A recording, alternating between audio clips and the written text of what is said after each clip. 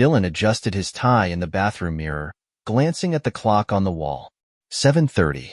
Troy should have arrived half an hour ago. He sighed, his irritation rising.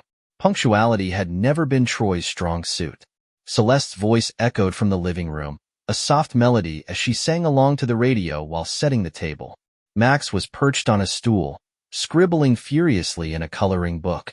Their home had an inviting warmth, soft yellow walls, scattered framed art pieces, and a faint scent of rosemary from the roast in the oven. But tonight, Didn couldn't fully enjoy it. His brother's sudden reappearance after 5 years felt like an unexpected gust of wind blowing through a meticulously arranged room. "Do you think he'll be different this time?" Celeste asked, stepping into the kitchen with a dish of roasted vegetables. Her tone was light, but Didn caught the undercurrent of doubt. "Different how?" Didn replied, opening a bottle of wine. "I don't know, Les. Troy." She laughed, but it wasn't entirely a joke. Didn shrugged. "I hope so. He says he's cleaned up his act. No more wild business schemes, no more bar fights." He hesitated, then added, "He sounded sincere on the phone." Celeste nodded, but her expression tightened. She busied herself with arranging the vegetables, her hands moving faster than necessary. The sound of tires crunching on the gravel driveway interrupted the moment. Max's head shot up, his crayons forgotten. "Is that Uncle Troy?" "It must be," Didn said, his voice a mix of anticipation and wariness. The doorbell rang, followed by a sharp rap on the wood. Didn opened the door to find Troy standing there, suitcase in hand, a devil-may-care grin plastered on his face. "Troy," Didn said, stepping back to let him in.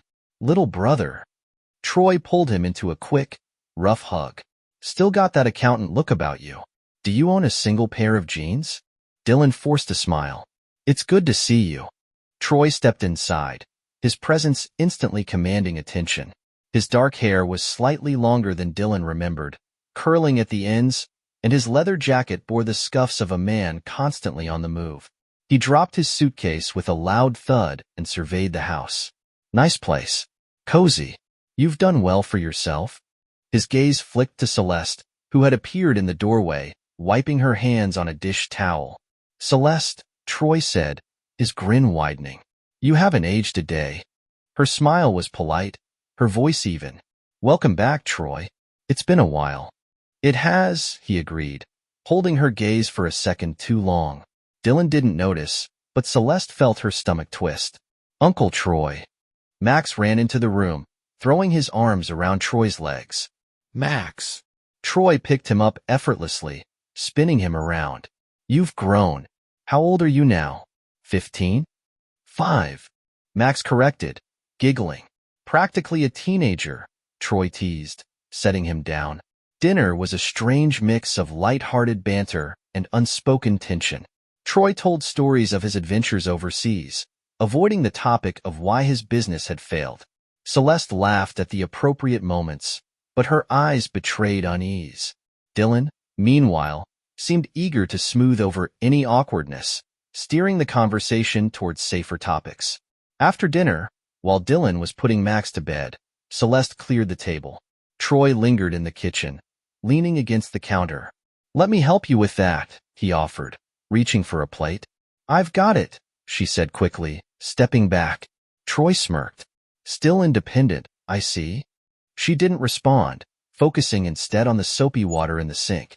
"It's good to see you again, Celeste," he said, his tone quieter now. She froze for a moment, then resumed scrubbing. "It's good to see you too, Troy." His grin faded slightly as he studied her. "Is it?" She turned to face him, her expression unreadable. "You're Dylan's brother." "Of course it is." He held her gaze, and for a fleeting second, something unspoken passed between them. A flicker of memory, a shadow of guilt. Then Dylan's footsteps echoed in the hallway, and the moment was gone. "Thanks for dinner," Troy said, stepping back. "You've got a great thing here." "Good night, Troy," she replied, her voice steady. As she turned off the kitchen light, Celeste felt the walls of her carefully built life begin to tremble, ever so slightly. The following weeks settled into an uneasy rhythm. Troy had a way of filling the house with his presence, whether he was actually in the room or not. His booming laugh echoed during breakfast. His leather jacket always seemed to drape itself over a chair, and his late-night conversations with Didn stretched long into the night. Didn seemed happy to reconnect with his brother, which gave Celeste mixed feelings. On one hand, she wanted Didn to have this bond. On the other, every interaction with Troy felt like walking a tightrope. One Saturday morning, the three of them sat around the kitchen table with Max, who was busy stacking blocks into a wobbly tower. Troy sipped coffee, looking unusually reflective. "You know, Didn," Troy began, "I always envied you." Didn, mid-sip, raised an eyebrow. "Envious? Of me?" "Sure," Troy said, leaning back in his chair.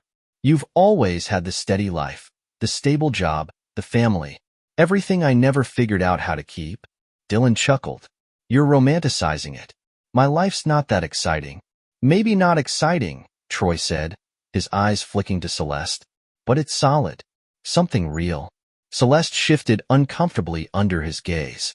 She busied herself with Max's blocks, fixing a tilt in his precarious creation. "You could have that too," Didn said, always the optimist. "Once you settle down." Troy smirked. "Settle down? Not exactly in my nature." The moment passed, but the tension lingered like a faint odor no one wanted to acknowledge. That evening, Didn was called into the office for an emergency report review. Celeste stayed behind, working on a painting in her studio while Max played in his room. The sound of Troy's footsteps in the hallway made her stomach tighten. "Hey," he said, leaning against the doorway. "Hi," she replied without looking up. Her brush moved steadily across the canvas, adding swirls of color to the landscape. "Still painting, huh? I always admired that about you." She kept her focus on the painting. "It's just a hobby. Doesn't look like just anything to me." Celeste put the brush down and turned to face him. "Troy, what do you want?" He stepped closer, his expression softer now. "I just wanted to say I'm sorry." "For what?" "For everything. For making things complicated back then." His voice was low, almost a whisper. Her heart pounded, but she kept her face neutral. "That was a long time ago. Doesn't mean I don't regret it." He took another step closer, his presence suddenly overwhelming in the small studio. "Troy," she said firmly, her voice barely masking her rising anxiety. "This is Didn's home. Our home. Don't." "I'm not trying to cause trouble," he interrupted, his tone soft but insistent. "I'm just saying, I never forgot." She froze, her mind racing. He was too close now, close enough for her to catch the faint scent of his cologne, a blend of cedar and spice that brought back memories she'd buried long ago. "Leave," she said, her voice trembling but resolute. He hesitated, then nodded, stepping back. "All right. I just had to say it." As he walked out, Celeste closed the door behind him, leaning against it as if it were the only thing keeping her world from collapsing. The following week, Didn noticed something was off. Celeste was quieter than usual, her smile not quite reaching her eyes. He attributed it to stress from work and parenting, but a gnawing sense of unease lingered. One evening, while Celeste was putting Max to bed, Didn and Troy shared a beer on the back porch. "You've been good to let me crash here," Troy said. "I know I'm not the easiest person to live with." "It's fine," Didn said, though he glanced at the guesthouse Troy was supposed to be staying in. More often than not, he seemed to be in the main house, blending into their daily life. "I mean it," Troy insisted. "You've got a good thing here, and I'd hate to mess it up." Didn frowned. "What are you talking about?" Troy waved it off with a chuckle. "Nothing. Just saying I admire what you've built." But Didn couldn't shake the feeling that Troy's words carried a hidden weight. One night, everything came to a head. Celeste was in the kitchen, washing dishes, when Troy walked in. Didn was out with friends, and Max was fast asleep upstairs. Troy leaned against the counter, watching her. "You've been avoiding me." "I've been busy," she replied, not looking up. "Busy avoiding me." She turned off the faucet and faced him. "Troy, this needs to stop." "What does?" "This tension. Whatever you think is going to happen, it's not. I love Didn. He's your brother." Troy's expression darkened. "You think I don't know that? You think I want this?" Then leave, she said, her voice firm, before you ruin everything. For a moment, it looked like he might argue, but then he nodded, his shoulders sagging. All right, I'll pack my things. But before he could leave the room, the front door opened, and Didn stepped inside. He looked between them, his brow furrowing. What's going on? Nothing, Celeste said quickly. Troy plastered on a grin. Just saying my goodbyes. Time for me to hit the road. Didn didn't look convinced, but he let it go. As Troy disappeared upstairs, Celeste felt a wave of relief. But she knew this was far from over. The night Troy had promised to pack his things, the house was unusually quiet. Didn had gone to bed early, exhausted from a long day at work. Max, tucked in his room, was fast asleep. Celeste stayed in the kitchen, cleaning up after dinner, trying to calm the storm raging inside her. She wasn't sure how it started. One moment she was standing at the sink, rinsing the last plate, and the next, Troy was there, closer than he should have been. Can I help? His voice was soft, almost apologetic, as he reached for a towel. No, she said quickly, stepping back. I've got it. But he didn't move away. Instead, he leaned against the counter, watching her, his dark eyes searching hers. Celeste, he said, his voice low, I'm leaving tomorrow. Good, she said, forcing herself to focus on drying the plate in her hands. I mean it this time, he continued, his tone raw. I'm not coming back. She swallowed hard, not trusting herself to respond. He hesitated, then stepped closer. I need you to know I never meant to make things hard for you. For Didn. Then don't, she whispered, her voice trembling. But when she turned to face him, the space between them seemed to vanish. His hand brushed against hers, and for a fleeting moment, she didn't pull away. It's not supposed to be like this, she said, her voice barely audible. I know, he replied, his breath warm against her skin. Before she could think, before she could stop herself, their lips met. It was frantic, charged, and reckless. A collision of all the emotions they'd buried for years. Somewhere in the back of her mind, a voice screamed at her to stop, but it was drowned out by the rush of the moment. His hands found her waist, pulling her closer as she clung to him, her heart pounding in her chest. They didn't notice the creak of a door opening or the sound of small footsteps on the hardwood floor. Max stood in the hallway, clutching his stuffed dinosaur, his sleepy eyes wide with confusion. He had woken up thirsty and wandered downstairs to ask his mom for a glass of water. What he saw made no sense to his 5-year-old mind. He saw his mother in Uncle Troy's arms, their faces pressed together in a way he had only seen in movies. His little heart tightened as he tried to understand what it meant. Max blinked, rubbing his eyes, hoping he was dreaming. But the scene didn't change. His mother and Uncle Troy were so wrapped up in each other that they didn't even notice him.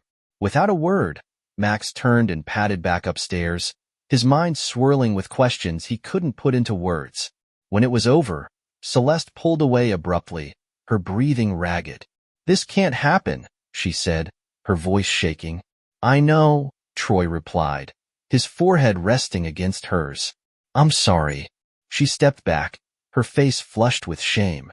You need to leave. He nodded, his expression unreadable. I'll be gone by morning. Celeste didn't say another word. She fled the kitchen, her legs trembling as she climbed the stairs. In the hallway, she paused outside Max's door, peeking in to make sure he was still asleep. Inside, Max was curled up under his blanket, his stuffed dinosaur clutched tightly to his chest. His eyes were closed, but his breathing was uneven. Celeste closed the door softly, oblivious to the fact that her son had seen everything. The next morning began like any other. Celeste moved through the motions of her routine, her heart a storm of guilt and fear. Troy was gone, just as he'd promised, and Didn seemed none the wiser. But Max was unusually quiet during breakfast. He pushed his cereal around the bowl, his small brow furrowed in thought. Celeste tried to engage him, but his responses were short, distracted. You feeling okay, buddy? Didn asked, ruffling Max's hair. Max nodded, but didn't look up. I'm fine, Dad. Didn frowned, his fatherly instincts tingling. If something's bothering you, you can tell us. Max glanced at his mother, his little hands gripping the edge of the table. What if someone does something bad? Celeste froze, the coffee mug halfway to her lips. What do you mean, Max? Max's eyes darted to her, then back to Didn. Like, what if they do something they're not supposed to, but they don't tell anyone? Didn's expression softened. Well, if someone does something bad, it's always best to talk about it. Hiding things usually makes it worse. Celeste's stomach twisted as Max's gaze lingered on her for a moment too long. That night, after putting Max to bed, Celeste couldn't shake the unease settling in her chest. She replayed Max's words in her head, wondering if he knew something, or worse, if he'd seen something. She crept into his room, sitting on the edge of his bed. Max stirred, blinking up at her sleepily. "Hey, sweetheart," she whispered, brushing a curl from his forehead. "Are you okay?" Max nodded but didn't say anything. "Are you sure? You've been really quiet today." He hesitated, then whispered, "Mommy, I saw you and Uncle Troy last night." Her heart stopped. "I woke up 'cause I was thirsty," he continued. "You were hugging him, like in the movies." Celeste's throat went dry. "Max, what you saw, was it bad?" he interrupted, his voice trembling. "Did you do something bad?" Tears welled up in her eyes as she struggled to find the words. "It was a mistake. Max, grown-ups make mistakes sometimes." He frowned. "Are you gonna tell Daddy?" Celeste shook her head, her voice breaking. "No, sweetheart. Please don't tell Daddy, okay? It'll just make him sad." Max looked confused, torn between the trust he had in his mother and the burden of her secret. "Okay," he whispered finally. "Thank you," Celeste said, kissing his forehead. "I love you so much." "I love you too, Mommy," he replied, though his voice was laced with uncertainty. Over the next few days, Max's behavior became erratic. He was quieter than usual, often retreating to his room or staring out the window. Didn noticed the change and grew increasingly concerned. "Something's going on with him," Didn said one evening as he and Celeste cleaned up after dinner. "He's probably just tired," Celeste replied, her voice tight. Didn shook his head. "It's more than that. He's acting anxious, like he's holding something in." Celeste turned away, her hands trembling as she scrubbed a plate. "Maybe you're overthinking it." "Maybe," Didn said, though his tone suggested otherwise. That night, Didn went to check on Max before bed. He found the boy sitting on the floor, building a tower of blocks, his face scrunched in concentration. "Hey, buddy," Didn said, sitting beside him. Max glanced up, his expression wary. "Want to tell me what's going on?" Didn asked gently. Max bit his lip, his eyes darting to the doorway, where Celeste had just appeared. She froze, her heart pounding as she waited for Max to speak. After a long pause, Max looked back at his father. "It's nothing, Daddy. I'm okay." Didn smiled, ruffling his hair. "All right, but if you ever want to talk, I'm here."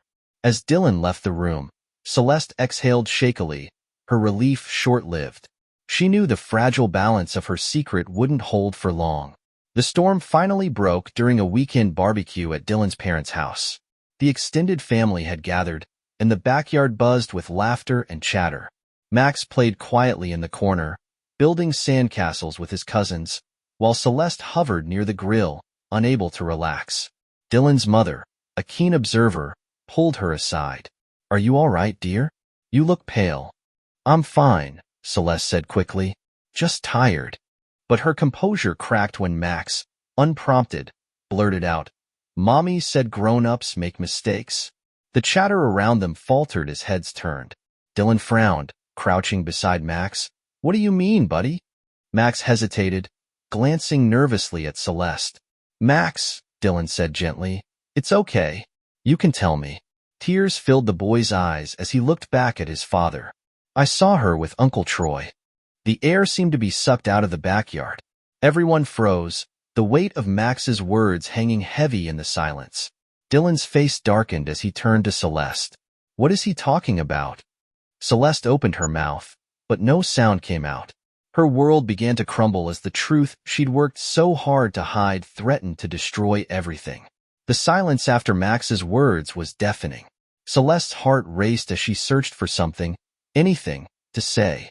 But Dylan's eyes bore into her, his expression shifting from confusion to anger as the pieces began to fall into place.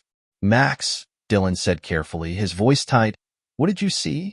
Max hesitated, looking between his parents, his small hands twisting the hem of his shirt. "I saw Mommy and Uncle Troy in the kitchen. They were hugging, but not like normal hugs. Like in movies." Dylan stood frozen, the color draining from his face. He turned to Celeste, his voice low and trembling. "Tell me he's wrong. Tell me this isn't what it sounds like." Celeste's eyes filled with tears as she shook her head. "Dylan, that's all I need to know," he said sharply, cutting her off. Without another word, Dylan walked into the house, leaving Celeste standing alone in the backyard. Max clung to her leg, tears streaming down his face. "I'm sorry, Mommy," he whispered. "It's okay, baby," she choked out, though nothing felt okay. Inside, Dylan moved like a man possessed, throwing clothes into a bag with trembling hands. Max followed hesitantly, standing in the doorway of his parents' bedroom. "Daddy?" Dylan crouched down, forcing a smile that didn't reach his eyes. "It's all right, buddy. You're coming with me." "Where?" Max asked, his voice quivering. "Just somewhere we can think," Dylan replied, his voice breaking slightly. When Dylan came back downstairs, Celeste was waiting in the living room, her face streaked with tears. "Dylan, please," she began, her voice cracking. "Don't," he snapped, his anger barely contained. "Don't try to explain this to me." To him. "You betrayed us both." Celeste flinched as if he'd struck her. "It was a mistake." I don't care," Dylan shouted, his voice echoing through the house. "You let him into our home, into our lives, and you did this. Do you even understand what you've done to Max?" Max whimpered, clutching his stuffed dinosaur as he hid behind the couch. Dylan softened, his anger giving way to exhaustion. "I can't do this anymore," he said, his voice quieter now. "I can't trust you, Celeste. And without trust, there's nothing left." He turned to Max and held out his hand. "Come on, buddy." Max hesitated, looking back at his mother. "Mommy." Celeste knelt down, forcing a smile through her tears. "It's okay, Max. Go with Daddy." "I don't want to leave you," Max cried, clinging to her. Her heart shattered as she hugged him tightly. "It's just for a little while, sweetheart. I promise." Dylan's jaw tightened as he watched them, but he said nothing. Finally, Max let go and took his father's hand. Dylan looked at Celeste one last time, his eyes filled with a mixture of hurt and finality. "I'll send for the rest of my things," he said, his voice cold. As the door closed behind them, Celeste sank to the floor, sobs racking her body. She had lost everything in a single moment of weakness. Dylan and Max moved into a small apartment across town. The transition was painful, but Dylan focused all his energy on being the best father he could be.